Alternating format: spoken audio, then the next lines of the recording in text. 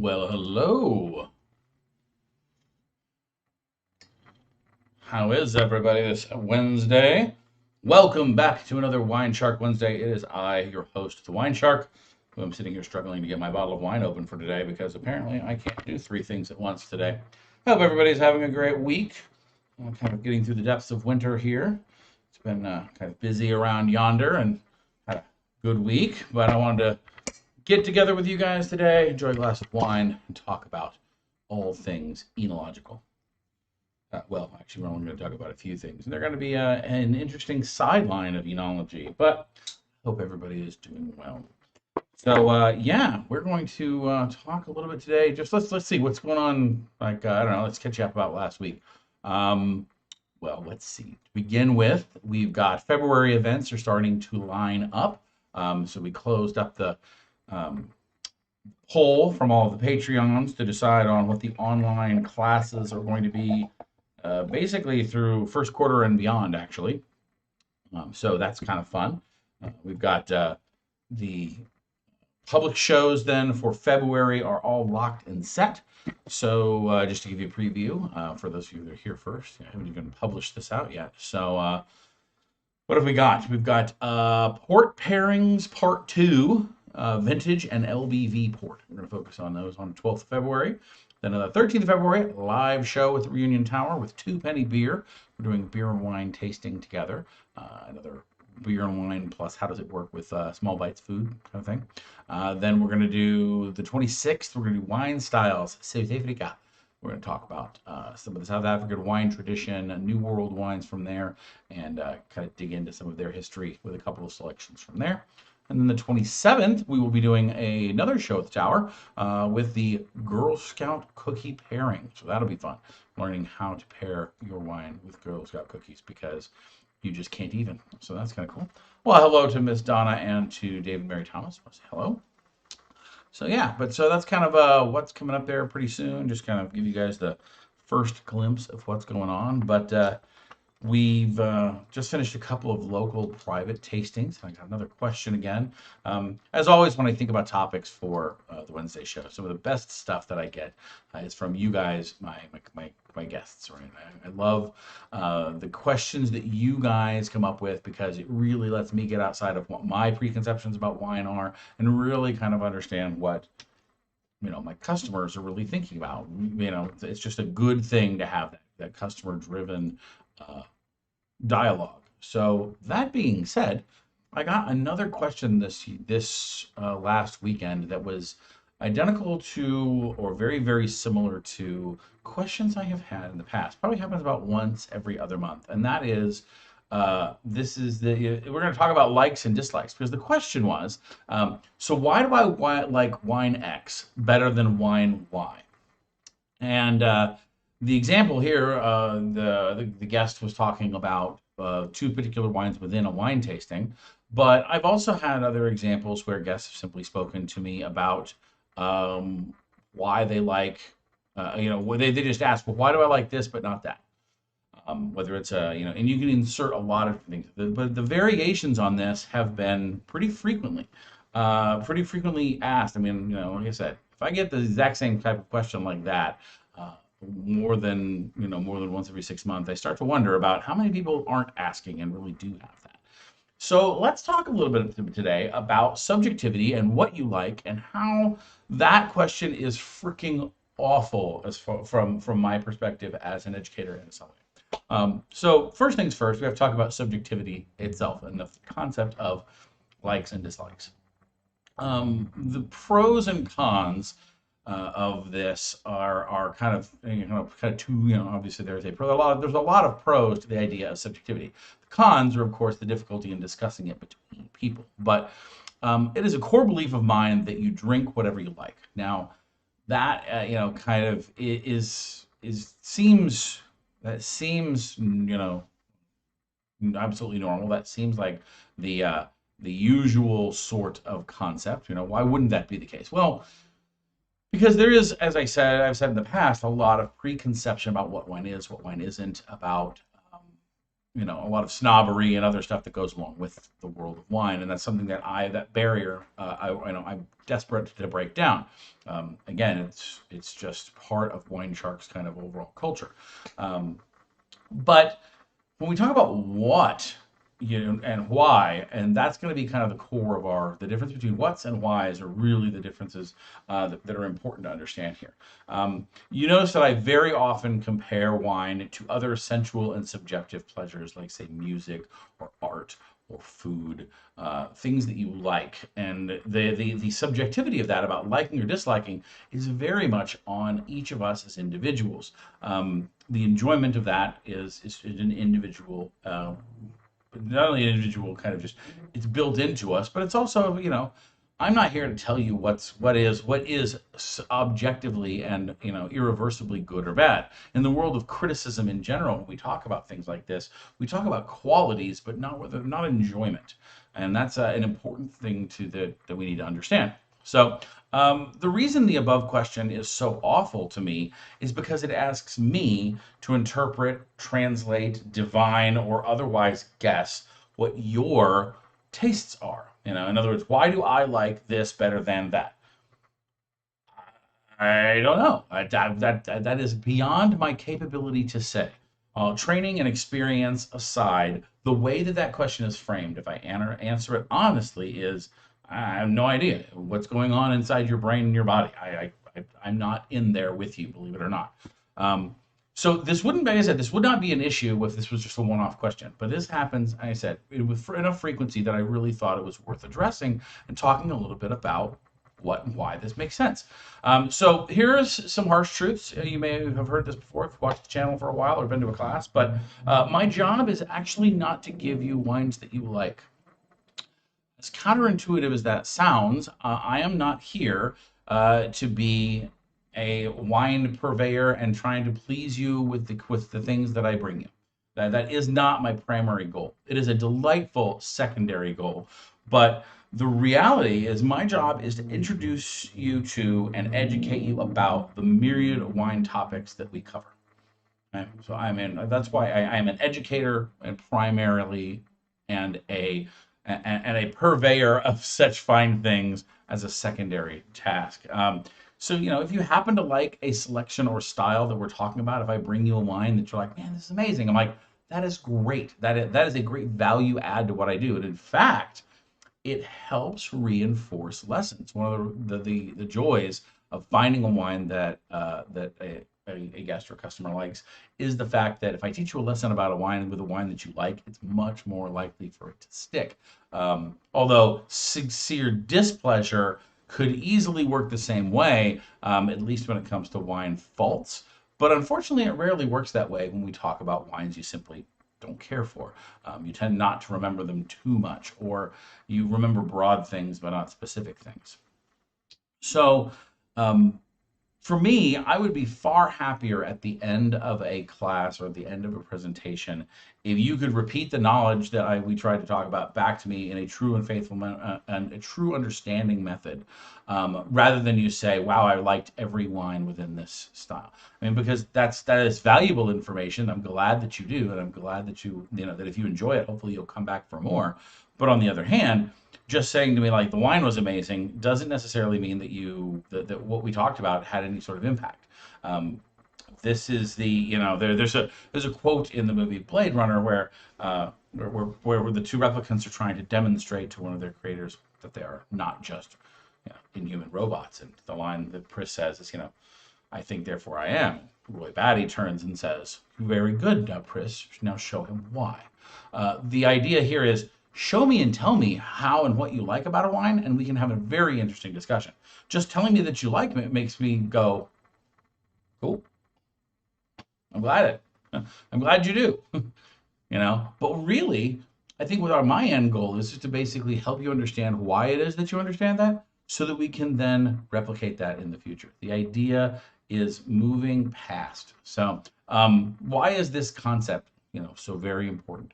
Why is the idea of moving from why you like something to what you like about it, so that we can move on? Number one, I've said this before as well, wine is a fleeting thing, meaning, it is the energy of the sun captured in a bottle for a few span of years. And the moment that you drink it in time is a unique portion of its life and yours. The wine you drink today will never be had in the exact same way ever again.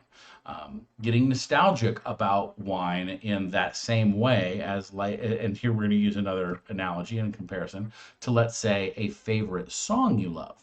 You can sit there and re-listen to that song now in the modern day, on a digital reproduction that's identical to how it was the first time you heard it, and you can listen to it over and over and over and over again. You cannot do that with wine. Wine, again, because it's constantly changing, it is a fleeting part of our lives, and that's both a beauty and it's also a curse, right? It's a beauty because if you think about that, about the moments of your life that wine gets to be a part of, that it becomes an interesting part of who you are and what your story is. On the flip side, you can't just replicate things over and over. You can't just mash the replay button on a bottle of wine. Outside of very specific, I mean, other than like opening a second one right now, maybe that's not what I'm talking about. I'm talking about coming back 5 months from now and going, oh man, I really love this wine. Check this out. Cool. If you're very lucky, it might be very similar, and that's something that the wine industry works hard at. We like this. On the flip side, that one next bottle might be corked, or the wine might have also started to undergo different changes that it tastes just slightly different. We've also talked about this, that the alcohol in wine, the drug that is alcohol, has an effect on our mood, or our mood actually has an effect on the way the alcohol tends to present your emotion. Generally speaking, if you're happy and celebratory and you're drinking, you're going to be happy and celebratory. If you're going to be sad, you're probably going to get sadder. If you're going to be angry, you're going to get angrier.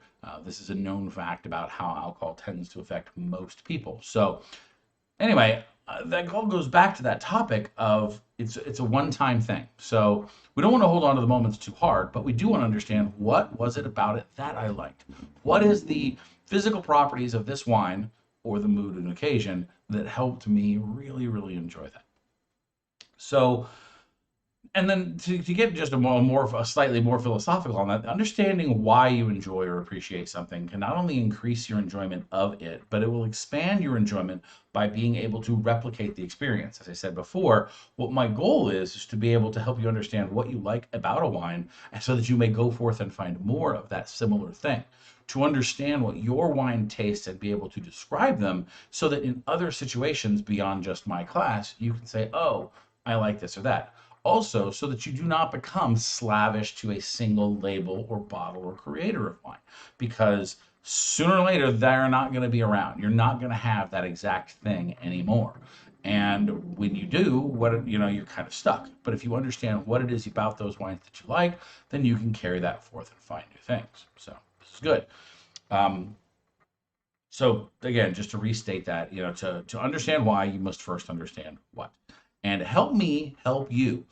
This is the part where one of my main goals in almost every single class, some of the things we talk about so often, is you have to learn how to speak wine. You have to learn the vocabulary and verbalizing what's going on. And that can take practice, it takes experience, and it's also just something that is a learned skill, like many, many other things. So we want to be able to do that so that we can get to that what over why. Okay, and that's one of the things that getting stabbed in the foot by a piece of foil. So that's one of the things that I aim at doing, with you guys in class all the time. So long story longer, what's a better question? Rather than asking, why do I like wine X better than I like wine Y? Instead, frame things around questions about what. If you're doing a comparative, what does wine X have in common or in difference with wine Y? Okay, now what we can do is we can start talking about specific things that might match, and therefore that's why the two things are in common, or why both of these wines are enjoyable to you, or the counter. This wine has high acid, but that wine does not. Okay, you like the acid, this one doesn't have acid, maybe that's why you like this one more. The other things you can do is looking at, what qualities, how am I physically feeling, and what kind of vocabulary can I come up with to describe this in common with someone else? Do I understand the basic components that make up the wine tasting experience? In other words, do I know what tannin feels like? Do I know what acid feels like? Do I know what sweetness is really? Remember our conversation last week about understanding what sweetness levels in wine is and is not. Um, do I understand, how alcohol feels within my mouth so that I can tell the difference between light and heavier alcohol? Then the thing we spend far more time on, I'm gonna look right over here. We talk about aromas, right? The vast amount and a variety of descriptors of aromas, and can you verbalize and understand when you smell or taste this? What is the word that matches it, and what do I have in common with others who are drinking the same wine? Because that is really the I would probably say the bulk of what we talk about when we discuss flavor, right? We're usually speaking about flavor words rather than necessarily a wine's properties. Although I find that the chemistry of wine comes in often enough with people's mouthfeel experience. For instance, things like acetals and malolactic fermentation, the softer feelings that you get on your mouth, the buttery and or soft presentation of tannins, that is a key feature that many people I have found when once they experience and enjoy that, or that's something that as a comparative difference, between two wines, that's something I go, oh, okay, now I know now I know how to describe that. I can go forward with that. Some people who like tannin wines that have that nice, strong, firm grip. They like to feel the wine everywhere in their mouth. They want that really aggressive, mouth grabbing feeling, as opposed to a wine that's just kind of sweet and sweet slash, just here and there with nothing else to it. That are just very more water or juice like in comparison, compared to big grippy alcohol and tannins. So again, it all depends on what your preferences are, but we have to be able to describe those things to be able to help improve your experience with them. So anyway, that's I really just kind of wanted to touch on this topic because it happens so often that the way that I get asked questions is not necessarily the best way for me to help you become a better wine consumer. And I mean better simply in the ways of you feel more in control and more understanding about what it is that you want to what it is that you want to drink more of, or what do you want to avoid for that matter. For instance, you don't like high acid, really sharp flavored wines. Cool. I need to understand what that means, because when most oftentimes we misassociate things with I don't like that grape, or I don't like that brand, or I don't like wines from that country. Some of the biggest misnomers that I think I get are especially about grapes. People think that a particularly displeasurable sensation happens because of a grape. For instance, I had somebody tell me that they didn't like Merlot because it all tasted too much like alcohol. And I don't understand how that can be true, seeing as how all your wines have alcohol in them, for one. Number two, there are thousands, and I would say, I'd easily say maybe 60 to 70% of all wines are at or equal to the level of alcohol that is present within Merlot. Now, as we talked about in our overall tasting component, different factors within that wine can contribute to how much it presents. In other words, what we detect. But it's not the grape's fault, believe it or not.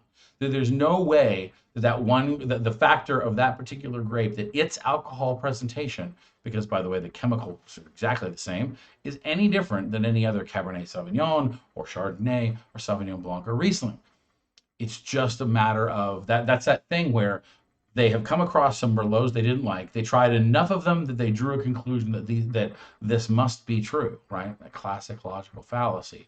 And so those are things that we have to kind of make sure we avoid, right? That we keep that open mind and really truly understand what's at the basic points of it. So anyway, there is your kind of summary on what I like about you. This is an ongoing conversation, of course, and when you guys if you guys get a chance, tell me in the comments a little later about what is your favorite style of wine. My other least favorite question that I get as a sommelier is, what's your favorite wine? And as I often explain to it, the reason that's a poor question is because there's so many and it's so mood dependent, there is no one correct answer for me for that. In the same way that I say, what's your favorite song? Well, I guess it depends on kind of what mood am I. I mean, you're not gonna, not everything applies to every situation. So therefore, I'd love to hear what some of your favorites are, or if you can describe some of your least favorites. Those are always very, kind of the interesting thing about that, and make sure that you're not suffering underneath the idea of, misappropriated blame. It could just be the fact that that winemaker is just awful. Well, let's talk about good winemakers instead of bad winemakers. Because of the particular theme today, something that I've been trying to tuck the grocery store grab wines into the topic or tie them in some sort of way so that I have an idea when I go to the store. So because I wanted to do this particular topic, I was like, you know what? I guess that means I get to pick a wine that I like no matter what. So rather than having a sweet wine to match a topic about sweetness, we're going to do the grocery store grab based on wines that I take. So the grocery store grab, for those of you that are not familiar, is our idea of how to help get the best value per dollar for wines that are found at non-specialty and non-big box retailers. Some folks don't have the luxury of being able to shop at a wine specialty store, and many of us do double duty where we go to our grocery store and buy wine while we're doing our other chores. That being said, the grocery store can be an interesting place to navigate because you don't generally have wine experts on hand to help you make selections. There can be a limited and sometimes cost variant or cost inflated selection of wines, and we want to make sure that we're getting our good value there. So we do not choose these in advance. In other words, I don't seek out a particular winemaker or wine style. I use the topic, as I said, as a link. And then we basically go pick up a bottle and bring it back here for a little bit of analysis. Now, these wines are chosen because of their labels and labeling. One of the premises as well is that whoever you are, maybe you don't know a lot about wine, and maybe we need to rely on wines that tell us what is in the dang bottle and what it tastes like, and we reward wines that have good examples of good labeling. So today, St. Francis Cabernet Sauvignon from Sonoma County. This is a very elegant kind of plain front label. As we usually talk about, the front label, I really don't care what you do here. In fact, this is your chance to set yourself apart on the wine shelves from the 40,000 other wine producers out there. And so this, has a nice little textured label you can kind of see with the paper. It's got this kind of gentle small image of the winery itself. The name, a very simple label of its particular grape and where the grape is from. So already it's doing good things by our usual standards. It's telling us where the grape, what's in the bottle, Cabernet Sauvignon. If it's a blend, we like to tell the percentage. Well, we don't know whether this is not stated as a blend, so we're not really being critical of that. Where are the grapes grown? Sonoma County. Okay, so this is a specific region of the United States where these wine grapes are grown. But the key part is going to be the back label, right? The back label is where we get most of the information that should be able to sell us this wine. And this wine label is probably one of the first A pluses that I think we've had in a while. So it repeats on the back that this is St. Francis Cabernet Sauvignon, Sonoma County, 2017. Now, it begins by saying, rich and velvety, this full-bodied Cabernet is meant to be sipped slowly or savored with a hearty meal. Then it breaks down into basically 4 bullet point type paragraphs. Origin, produced from premium fruit sourced from our Sonoma County estate vineyards and a family of top growers throughout the region's finest AVAs. Okay, so that's telling us very specifically that it is their estate grown stuff, in other words, stuff they have on premises of their grapes, plus other plots throughout the Sonoma County AVA. Okay, which might be another smaller group of AVA. And AVA, for those not familiar, is American Viticultural Area, or a wine growing region. Okay, the next paragraph is grapes, a blend of mountain, hillside, and valley floor grown Cabernet Sauvignon. So they're telling us it's just Cabernet Sauvignon, which, by the way, isn't necessarily included in the label. It could be up to 75% Cabernet and still be called Cabernet Sauvignon. It can be as little as just 75%. But this is saying it's 100%. which is maybe that's, I'd love to see the full data sheet on that. But then flavor, it actually has a whole paragraph for flavor here. Deep and complex with aromas of ripe black currant, spicy plum, tobacco, and cedar, masterfully bound by generous and structured tannins. That is an excellent wine description. Last, it has the extra frosting on top of Pairing, a timeless companion to braised and grilled beef, roast pork with fruit, and hearty pasta dishes.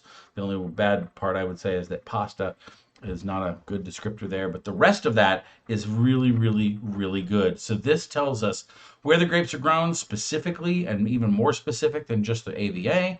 They've got flavor words, they've got specific pairings rather than general ones.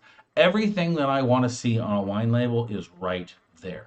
The only thing that I think you could get, like a double A plus extra credit gold star from the Somm, would be, I'm really encouraging folks to use the modern technology, the fact that we carry computers in our pockets, they all have cameras on them, and therefore they also have QR code scanners on them, is to put a link on there to like the data sheet and or the website for full and complete details. Now that again, that's really a cherry on top of the icing, on top of the ganache, on top of the fondant, on top of everything else. Okay, that's a stretch, but honestly, it's the direction people should be going. But with this A plus label, has everything we want. Let's find out how well they did at describing their particular wines. So let's see. On the nose, they are definitely right about their black currant. That would be absolutely the word I would use first. It's almost got a jammy plum or black currant nose. There's a hint of that cedar in the background. I like that word, and again, it's a distinct aroma that is very different than, say, oak that we tend to think of when we think about wine. Although interestingly enough, cedar is something I often associate with Cabernet Franc, not Cabernet Sauvignon. It would be difficult and interesting within a blind. But the color on this, although is deeply extracted, it's very, very dark. Can't see through it at all. There's a lot of grape in this glass.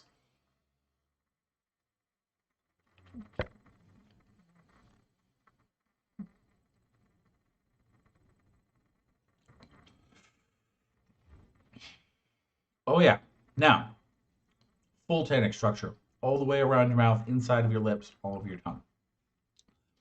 And this is where those secondary flavors start to come to fore. The fruit has the front of your mouth captured, but very quickly. It's swiftly followed by that tobacco and cedar note. The more the process of winemaking type aromas and flavors that come in from that, really well done, and it really fills up the middle of your mouth in that full-bodied nature. The front of your mouth still very much devoted to fruit, as is the sides and the linings of your cheeks. And then the wine kind of lingers on to a nice little hint of cocoa or vanilla right at the very end, like cocoa powder. Not sweet at all, but much more of just that kind of robust backfill of your mouth. That like that you get from breathing in fresh roasted coffee or something like that. I'd say even fresh roasted cocoa beans would be that same way.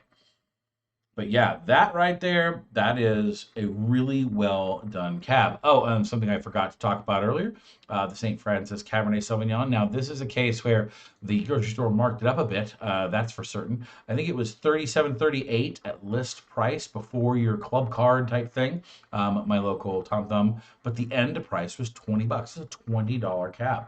And for that price point, this is kind of that sweet spot I talk about in the world of price versus and value. When you talk about value wines where you're getting good quality without overpaying, it's that 15 to 25 range when you pick the right vintners. And St. Francis is a name that I know around. I've never visited their winery personally, but I know they've been around for a long time. As far as my view is concerned, they've always been in that periphery. I can't say that I've had a bottle of their wine in anytime recently, but I'll tell you that it will be changing pretty soon. This is a very solid Sonoma style cab. This is that Sonoma Napa style, Northern California, and really well worth the money. So, answers are three other questions on our tasting notes. Is it well executed? Absolutely. The wine has no flaws. They very much didn't know what the hell they're doing. Number two, is it on style? Very much. It is directly and on point to the style of the region and the style that the grape most commonly presents within that region. And is it worth the price tag? Oh yeah. This is one of those wines where you're glad you spent the extra $5 from a $15 bottle of Cab, because some of the wines that we've had in that same category, this is one of those ones that you often hear me refer to as punches above its weight. Now, it's not one of the ones that certain wines that I've had in this class, where you start to go, this is a $20 bottle of wine that drinks like a $40 bottle of wine that has that real extra something. It's not quite there, but it is certainly dead on point and you wouldn't feel guilty at all about paying what you did for it. So, a reliable choice. Now, this is something I thought about as well, by the way. The grocery store grab, while focuses really on that value concept of getting good value per money, many grocery stores, especially depending on the affluence of the area that you live in, have started to carry a lot higher end wines than just simply your average box wine and your $10 grocery store specials. I could easily get recognized named brands at anywhere between $25 to $100 at grocery stores within my area. So the idea that grocery store equals cheap is something I want to make sure we reinforce, because while I'm looking at stuff that is more what I would call day-to-day drinking, and many of our selections have been in the under $15 price point, that is not where I'm strictly limiting this search to. It is worth, for instance, paying $20 for that bottle of wine, and that's something you should be aware of, that, hey, look, this is a label that is above and yet worth what they're showing me on the grocery store shelf. So as you get more into the world of wine, you can identify those names more reliably. But it also says something about how the distributors are putting the wine on the shelves and what the clientele of that grocery store is willing to purchase. One of the reasons, again, and I have spoken about this before, that wine was priced $38 before the club price, was because they really want to know who's buying that wine. They're willing to pay all that money for good marketing information because they know that the wine is selling, regardless of whether you use the club discount or not. What they really want to know is, what else do you buy? Because that identifies you as a particular type of consumer that they can then further market to. So this is an interesting point about the upper end of their spectrum. The fact that they put almost 80% markup in there is another story entirely. That's just, it's ludicrous. But anyway, I'm catching up on chat here. So Mark Midland and Betty and Mark from Southern California you got snow. Well, look at that. So you guys finally caught up to our snow habit down there. That's awesome. It was snowing a lot up in my friend's place up in Oregon too, down in Salem. And hello to Miss Boswell, and hello to Reba. Said she a love of Petite Petite and Vino Verde. Okay, well, weird is Petite Petite is two separate things. Those are two different grapes, although that is a specific wine. And Vino Verde, of course, is a style of wine as well. Actually is a style of wine from several different blends of grapes. So those are two great examples. Petite Petite is Michael David's Petite Syrah plus Petite Verdot, which is really a fun mix when you ask me. Two of my favorite grapes. I love each one of those grapes individually in their own right, and Michael David makes an excellent example of a well-made blend in the $15 range with Petite Petite.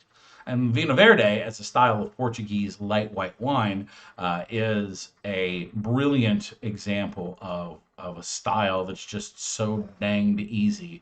And again, that's a perfect example where you can go, hey, I like Vino Verde, and just give me Vino Verde, and it doesn't really necessarily matter who makes it, because you know that style is up your alley and will produce results that will find pleasing. So, in fact, I'm trying to remember here. Let me go ahead and use the power of the internet. I cannot remember. My sommelier brain is frozen on what particular grapes go into it, because it's not a grape that much. It's a type. It's a region that grows grapes, but there are several variants that are most common. And what the hell were they? Because it's breaking my brain.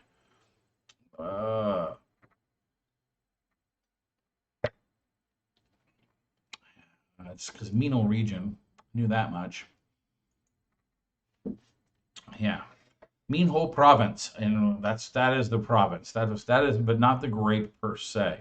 But the white style that you get from there is the one that we're normally talking about. It's very light, very fresh, very refreshing. You can also get rosés from there as well, and Vino Verde. But so do be cautious if one shows up pink and you order it that way.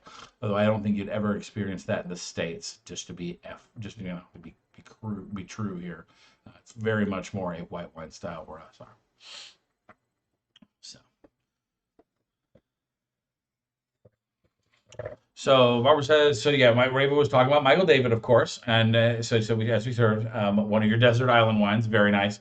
Barbara says, I'm trending more towards blends these days. I'm drinking the Chateau de Nage de Vie Vignes. Okay, so that's the really cool. We talked about blends several shows ago, and even several private online, or not private, but several of our online featured tastings, the participatory ones. An interesting thing that I'm kind of re-exploring, and it's one of the things I said earlier about this wine here, is that U.S. law only requires us to put it requires us to a wine to have 75% or more of one style of grape to be called that grape varietal. So a Cabernet Sauvignon, this Cabernet Sauvignon could be labeled exactly as such, and yet only have 75% Cabernet Sauvignon in it. As we've talked about in the blending shows, 25% is a lot left over of space to blend with things. And even small amounts of grapes can taste very different in the way that wine presents. 1, 2, 3, 5% of a different grape is not uncommon in certain styles of wine to help curb or change a flavor, add something, etc., let alone larger percentages like say 10, 15, or 20%. So the weird part is we've been drinking blend wines for a long time and probably not even known it, or many different styles of grapes. And so some of the most prominent Cabernet Sauvignons or Pinot Noirs or Merlots or Chardonnays or something else may have easily been blended with other things. Certain wine grapes, the practice is more common than others.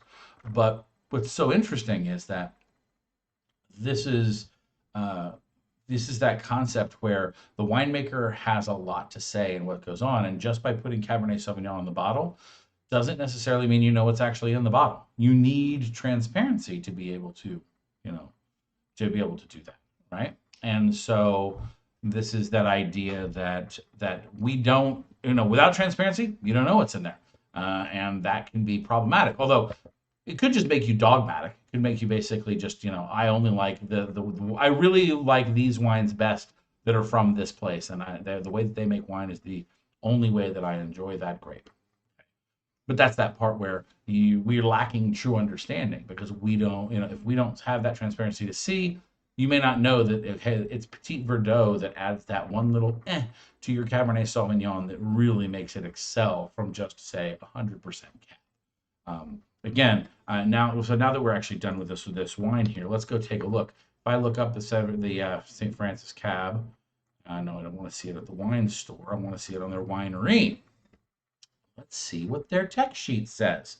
Oh yeah, check it out. This wine is not 100% Cab. It's 87% Cab, 8% Merlot, 3% Malbec, 1% Petit Verdot, and 1% Cabernet Franc. See what I mean? This, even though on the back of the label it doesn't say that, this wine is not at all 100% Cab. It is 13% other stuff. And that's very important because, for instance, Mary is saying thumbs up on Left Bank Bordeaux and similar blends. See, that's the thing is that, so Left Bank Bordeaux's are Merlot styled wines, right? That are all big Merlots, and then have other stuff blended in. This is an example that would lean closer to a right banker, and the idea that we're in mostly Cab territory, but those other grapes matter, right? They very much matter, and the idea that we are labeling them only such things is again it's misleading. It's just that part where we don't have true and full understanding of what that makes. And that's that, if anything else, I could say I would be a champion of, is that I want you guys to know all the working pieces. I want you to know, that way you can look at the things and know why, and therefore replicate. Right back up to at the top of the show of, hey, if you know that this is a thing. And then when you really get into more detailed stuff, like we've been talking about with the intermediate blending shows, it's what do these grapes bring to the table? Why is there 3% Malbec in this wine? You know, answer, this Malbec grapes brings the blah, blah, blah, blah, blah, blah features to it. In other words, it helps flesh out color. It brings in a certain amount of other aroma. You know, the Cab Franc, right? Does that 1% bring in that cedar note that I spoke of before, that I usually associate with Cabernet Franc? Can be. Absolutely, as little as 1% can make that difference. Petit Verdot, that's, you know, big dark grape. This is definitely on the dark side with a nice purple rim. That is probably a fact of that Petit Verdot plus a little bit of towards the Malbec side. So all those factors go into a wine that is labeled one thing, but is actually a lot of other things. So be wary in that concept, or really, it just expands your mind into realizing that, you know what, most of us are drinking blends anyway.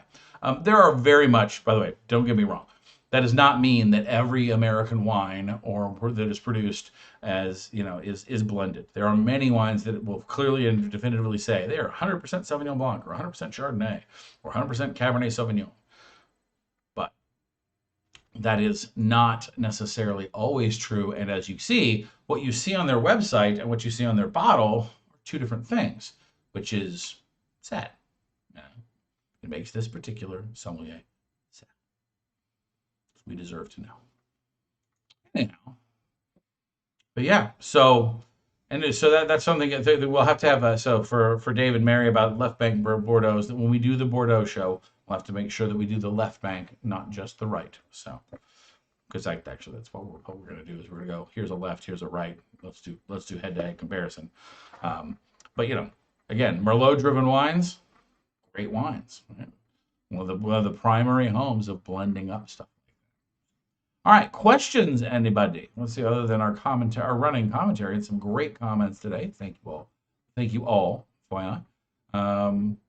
Any other Q&A or questions about the topics / blending / St. Francis? We talked a little bit about our likes and dislikes. You know, we know that Reba's what Reba's going to do when she crashes on her island. So, but if you have other questions, let's talk about what is also coming soon. Friday, this Friday, we're doing Wine and Cheese Part 8. We're going to air out our delicates. We're going to talk about the lighter and gentler side of cheese. All of our selections, both wine and cheese, are meant to go with things that are less bold. Believe it or not, that's actually the narrower portion of the cheese and wine spectrum. Well, especially the cheese spectrum. But the wine spectrum, I would say too. There's a lot of things out there that are more nuanced in flavor, and so we're going to try to explore some of those cheeses that go down that path, and therefore, how do we not make sure that we're running roughshod over them with our wines? We're going to try a couple of styles that are also light and easy to approach. So that would be another great example of fun food, fun wine together. Please join us on Friday night. The show doesn't start until 7. So it's a little bit later. You can get home from work, then have wine and cheese for dinner. How is that a bad thing? So then in February, things that are coming up, as I said, we just locked in I just locked in the schedule for the next few months for the online tastings, and we've got some live events coming. So on February 12th, we have Port Part 2. The port primer, we talked about just some basic styles. We talked about rubies versus tawnies, and we did some food pairing. This time we're going to do vintage versus LBV, which stands for late bottle vintage. So what is the difference between these two things that share the word vintage? And we'll go further down that and explain that the tree of decision making that is port and how it becomes very different beverages depending on different things. So then we got the 13th, the Friday. The Friday we do port. Saturday we're doing and it's an afternoon show. We're down at Reunion Tower with Two Penny Beer for a beer and wine combo show. So we do beer and wine and pairing with food. And Bob and I are going to have a great time teaching you guys about some new selections with some new small bites. It'll be a lot of fun. Join us at 500 feet in the air for a great Valentine's weekend celebration. Then on the 26th, we're going to do Wine Styles South Africa. We're going to get down to the very tip of the southern world, and probably the least, I would argue, the least famous of the southern hemispherical wines. Compared to, say, Chile, Argentina, New Zealand, and Australia, South Africa is probably one of the lesser known when it comes to most of the guests that I encounter. They have an excellent wine tradition and make some really fun stuff. We are going to crack open some bottles from there and dive into the heritage there as it has developed. Then the day after that, on Saturday the 27th, we're going to learn to pair Girl Scout cookies with wine and beer. So they're two separate shows, though. We'll have a wine show, a beer show, and a wine and beer show.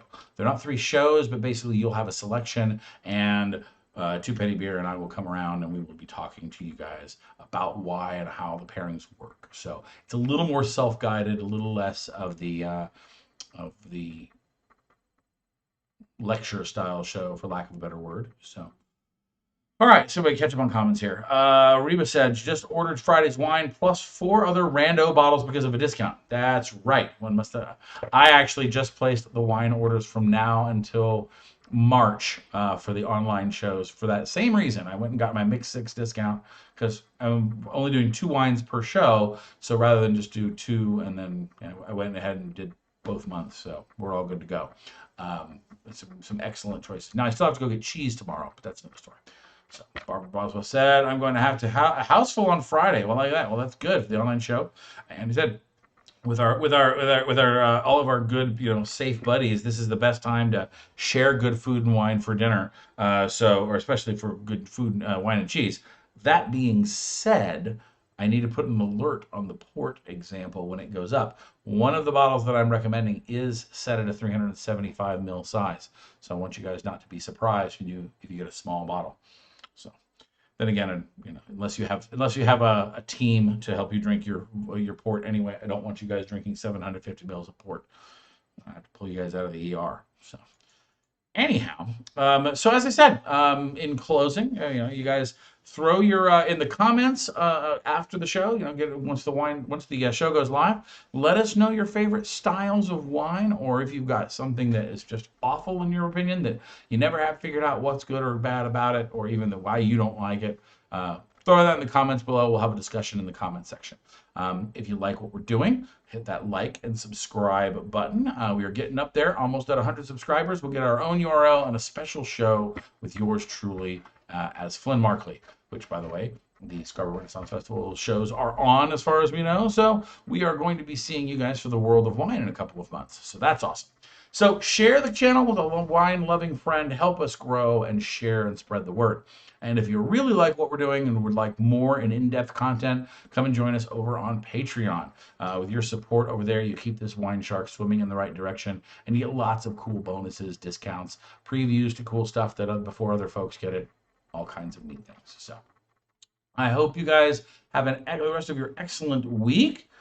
This would be a good thing. Oh, Reba said that she found the suggested cheeses at Trader Joe's. Excellent. That is a very good point. Speaking of which, you'll also notice that the cheeses for the show are not hyper-specific. They are regionally specific. For instance, I don't really care what type of brie you're going to get this weekend, or it's not one person's artisanal brie.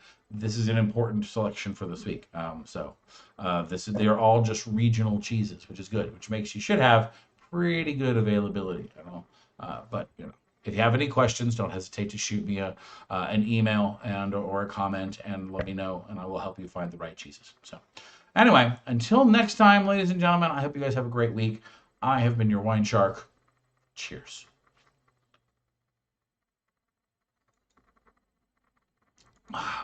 Good stuff, man. I like it when I get wines for myself.